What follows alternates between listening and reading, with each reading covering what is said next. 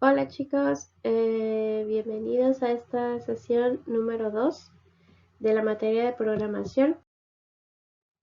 En esta ocasión vamos a ver la definición de dato. El dato es la expresión general que describe los objetos con los cuales opera el algoritmo. Existen diferentes tipos de datos. Estos son los más comunes y los más generales independientemente del tipo de lenguaje de programación que ustedes escojan. Sí, siempre van a estar estos 5 tipos de datos básicos, que son, por ejemplo, el entero, que es un conjunto finito que me va a mostrar o me va a almacenar números enteros, los reales, que son los números que tienen decimales, los lógicos, que me sirven para la toma de decisiones y pueden tomar valores de verdad o falso, los caracteres, que es una letra o un número dentro de una computadora, ¿sí? Y tenemos las cadenas, que son textos largos, que es un conjunto de caracteres. Una palabra ya es una cadena, ¿sí? Y un carácter vendría siendo una letra de esa palabra. Entonces, los tipos de datos me van a decir el tipo de información que yo voy a manejar dentro de mi algoritmo, ¿sí? Tenemos lo que es la base, la altura y el área, que son ejemplos de datos que yo utilicé en la sesión anterior en el problema para calcular el área de un rectángulo, ¿sí? En este ejemplo, la base sería de tipo entero, ¿sí? Porque es un número entero lo que yo estoy pidiendo, por ejemplo, 8. La altura también vendría siendo un valor entero y el área resultante también vendría siendo un valor entero. Entonces, eh, esto que está aquí vendría siendo como la declaración de mis variables. Le tengo yo que indicar el tipo de dato que va a ser y cómo se va a llamar esa variable, ¿sí? Y aquí ya entramos, estos tipos de datos, los temas relacionados con los datos, pues están las constantes, que son datos que no cambian durante el desarrollo de un algoritmo, ¿sí? Siempre se mantienen sus datos de manera constante en el desarrollo o a través de todo el algoritmo. Se identifican por su nombre y el valor asignado. Se pueden tener constantes de numéricas enteros, numéricas reales, lógicas, carácter y cadena, que son todos los tipos de datos que vimos en la diapositiva anterior, ¿sí? Algunos ejemplos, por ejemplo, eh, yo sé que un cuadrado tiene todos sus lados iguales. Entonces yo puedo determinar una constante que se llame lado cuadrado y que va a tener un valor fijo de 4 durante todo el algoritmo. O por ejemplo el pi, sí, que nosotros ya sabemos que ese valor no cambia, siempre va a ser 3.1416. Entonces yo puedo declarar una constante y asignarle directamente el valor de 3.1416. O por ejemplo, yo puedo tener una variable de encendido que tenga el valor de verdadero y pues siempre va a tener ese valor, ¿sí? O puedo yo tener una constante llamada sexo, que en este caso me muestre nada más que sea femenino, con una F nada más. Recuerden que los caracteres nada más es una sola palabra.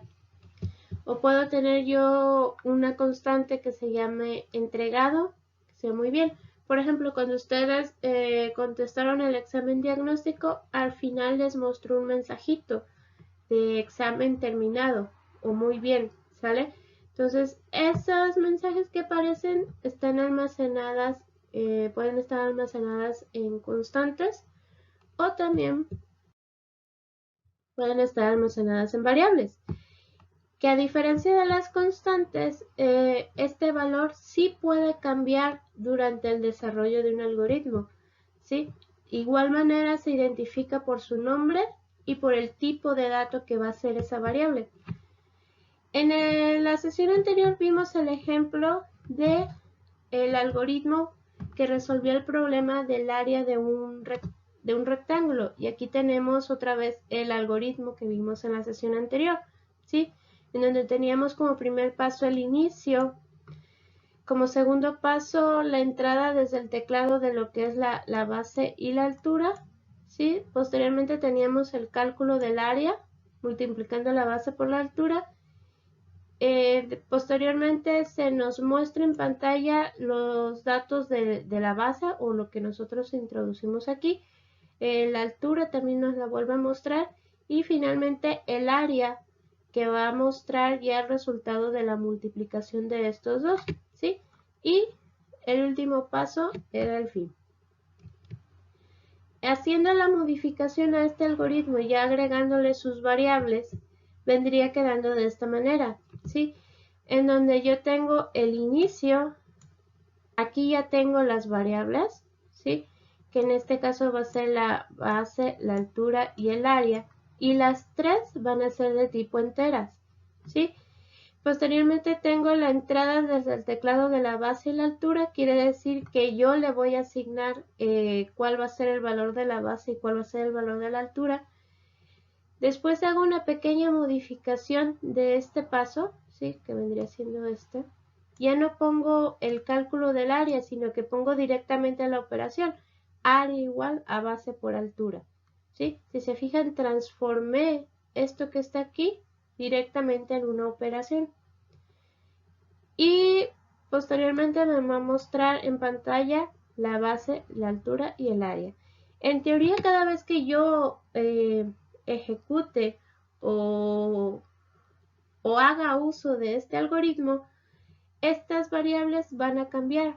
Por ejemplo, puedo tener mis tres variables, y en la primera ocasión que yo esté usando el algoritmo, le voy a dar como de entrada, voy a teclear para la base el 5, para la altura 8, y al momento de pasar a este cálculo, área es igual a base por altura, entonces internamente el algoritmo va a decir, esta variable va a ser el resultado de la multiplicación de estas dos, ¿sí?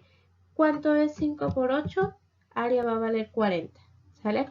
Si yo vuelvo a usar este algoritmo, pero dándole otros datos, por ejemplo, que de base tenga 7 y de altura 5, al momento de llegar a este punto, ok, entonces esta variable área va a tomar el resultado de la multiplicación de estos dos.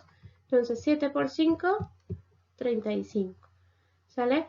Entonces si yo vuelvo a usar el algoritmo, pero ahora de base le doy por ejemplo 3 y de altura le doy por ejemplo 2, al momento de hacer el cálculo del área, otra vez va a decir, esta variable va a ser la multiplicación de la base y de la altura de estos dos que están aquí, entonces va a ser 3 por 2, el área va a valer ahora 6, ¿sale? Y así me puedo seguir asignándoles más valores y obteniendo resultados distintos. Entonces, ¿qué quiere decir esto? Que cada vez que yo use el algoritmo, los datos de la base, la altura y el área van a obtener valores diferentes, ¿sale? Independientemente qué valor se le dé a las variables, el algoritmo sigue cumpliendo su objetivo, el cual era saber cuál es el área de un rectángulo, ¿sale?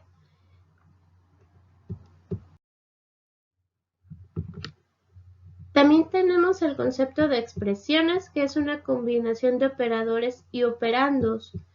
Los operandos podrán ser constantes, variables u otras expresiones. Se clasifican según el resultado que producen, ya sean numéricos, alfanuméricos o lógicos. Y existe una jerarquía, que están estos de aquí, ¿sale? Este gorrito, que su nombre oficial es el acento circunflejo, es utilizado para la exponenciación o para elevar cierta cantidad a una potencia, ¿sí? Tenemos operadores unitarios, por ejemplo, el símbolo de menos que se utiliza para la negación, ¿sí? O bien la expresión no. Tenemos operadores multiplicativos, que son estos que están aquí. El asterisco para la multiplicación, la diagonal para la división, o bien la palabra div. Estos dos funcionan casi igual, ¿sí? El mod, que me va a regresar el residuo de una división. Si el div me va a regresar, visualicemos la división como la típica casita, ¿sí? El div y la diagonal me regresan la parte de arriba de la casita o el resultado de la división, y el mod me va a regresar la parte de abajo de la casita de la división o el residuo, ¿sí? O el operador y también es un operador multiplicativo. Tenemos los operadores aditivos, el símbolo de más para la suma, el símbolo de menos que aquí es utilizado para las restas, o bien el operador o.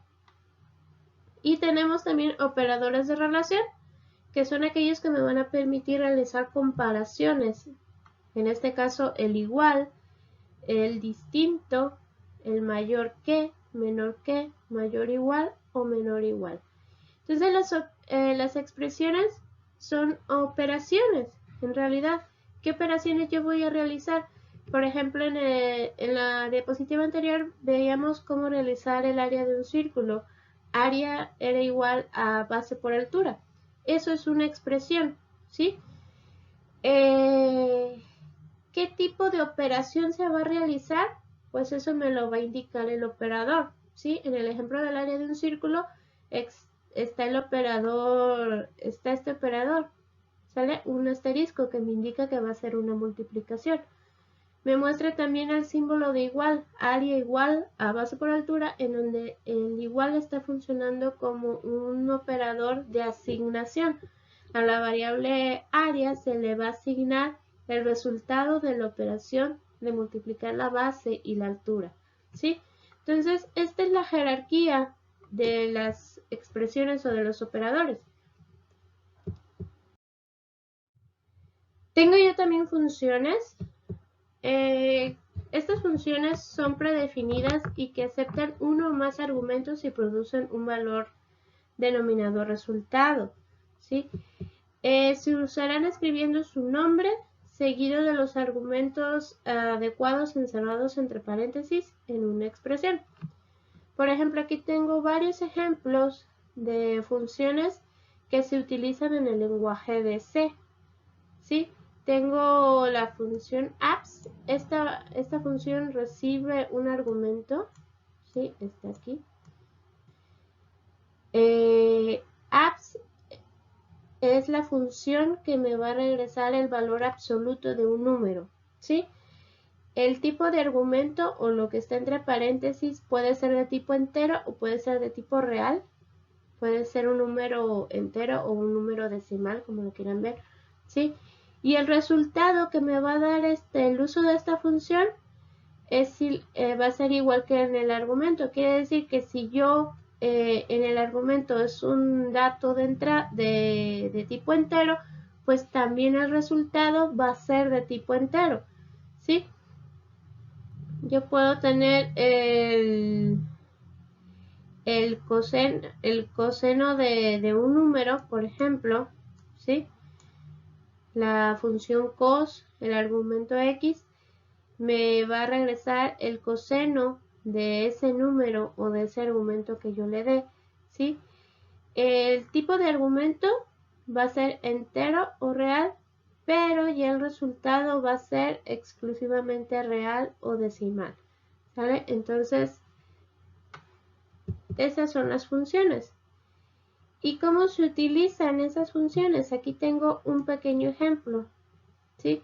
Por ejemplo, yo puedo declarar una variable entera que se llame x. Esa variable entera x va a utilizar la función ent, que es esta que está aquí, ¿sí? Y su argumento va a ser 8.5. Y al momento en el que yo muestre en pantalla el resultado de x, pues como entero me va a regresar la parte entera de un número, ¿sí? Indica que lo que me va a regresar no va a ser 8.5, me va a regresar el 8, ¿sale?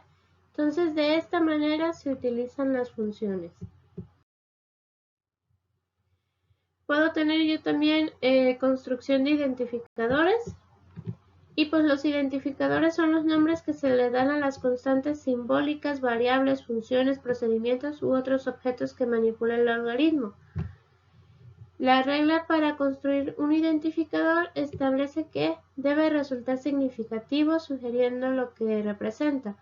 Por ejemplo, volvemos al caso del área de un rectángulo, ¿sí? Yo puse 3 variables, el área, la base y la altura. Son significativos porque yo sé, así me da una idea de para qué me van a servir esos datos, ¿sí? El identificador es el nombre que yo le voy a dar a la variable, o a la constante, o a la función, ¿sí? Entonces, en el área, la variable área, pues yo sé que me va a almacenar el resultado del área de un rectángulo, ¿sí? Yo sé que para sacar un rectángulo voy a necesitar 2 valores, lo que es la base y lo que es la altura, ¿sí? Este identificador no podrá coincidir con palabras reservadas propias del lenguaje algorítmico, como vamos a ver más adelante. ¿Qué quiere decir eso?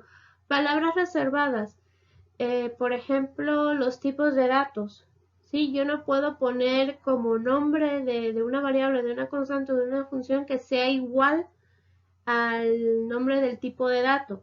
O sea que yo no puedo tener una variable que se llame entero. ¿Sí? Se admitirá un máximo de 32 caracteres. Quiere decir que puedo, la extensión máxima de mi identificador puede ser hasta de 32 caracteres, puede ser de largo, ¿sale? Comenzará siempre por un carácter alfabético y los siguientes podrán ser letras, dígitos o el símbolo de subrayado. Si va a ser una variable que tenga un nombre muy largo, se recomienda utilizar el guión bajo para separar las palabras.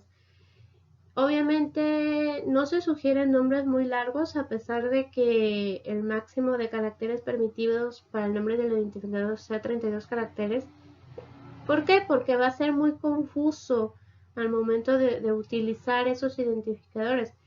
Por ejemplo, yo pude haber puesto que en lugar de mi variable, en lugar que se llame área, haberle puesto área-de-un-rectángulo. ¿Vale? Está muy largo. Entonces al momento de usarlo yo tendría que escribir exactamente todo el nombre de la variable. Entonces yo puedo acotarlo a que ese nombre largo sea un poco más pequeño. Por ejemplo, en lugar de utilizar área de un rectángulo, pues yo voy a utilizar nada más la palabra área. Tampoco es aconsejable que los identificadores tengan espacios, ¿sí? Por ejemplo, área de un rectángulo tiene varios espacios en la expresión. Entonces, si es muy largo el nombre, siempre usar un guión bajo, ¿sale? Podrá ser utilizado indistintamente escrito en mayúsculas o minúsculas. Eso ya es a criterio de quien esté elaborando el algoritmo.